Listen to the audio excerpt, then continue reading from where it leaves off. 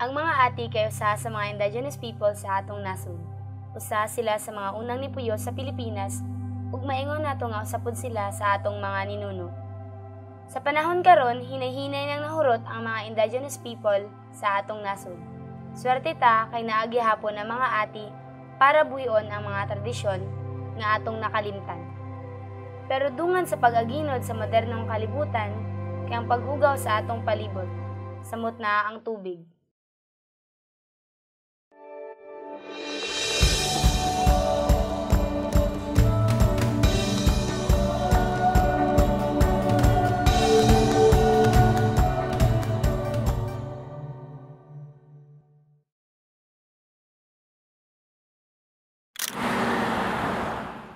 Ako si Jobel. Usa ako sa miyembro sa Team Banwati ug ang among proyekto kay ang Project Tinaw. Layo na mo nga mahatagan og sakto ug limpyo nga kuhaanan og tubig ang ating community. Kami nga mga ati noon pa, yung mga ninuno namin galing sa Antique. Tapos nagpalipat-lipat sila ng lugar. Pagdating namin sa Naga, siguro mga isang buwan, nagdating ang NCIP sa amin. Nagdating kami dito mga 2000. Samtang nagabuhat mi ato nga mga project, nakita na mo ang ilang problema sa tubig.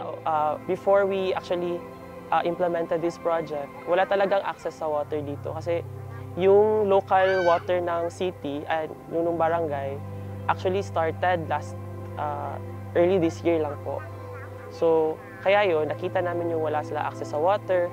Tas yung deep well na ginagamit nila, contaminated talaga siya. Pero kahit ganun pa man yung sitwasyon niya, ginagamit pa din ng mga tao kasi wala talaga silang ibang choice. Dati,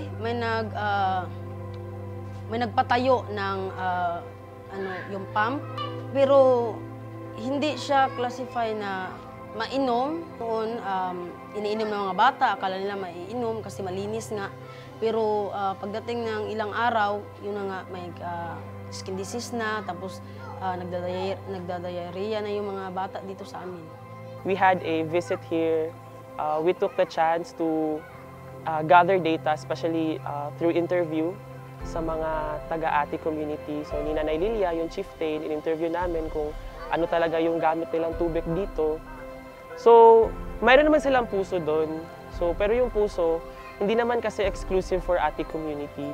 So basically yung ati, mga 50 plus lang na households. Tapos pag in-add mo pa yung mga Bisaya, siguro around 70 na. With that, one pump. So hindi talaga kaya mag-accommodate ng one pump. 8 tao ang nakumpain sa ospital dahil sa tubig. Kasi mataas yung init noon El Nino. Pagkatapos, pag abot ng ulan, yun, pag inom ng tubig, nagdiarrhea sila. We try to analyze the water kung pwede pa siyang i-rehabilitate.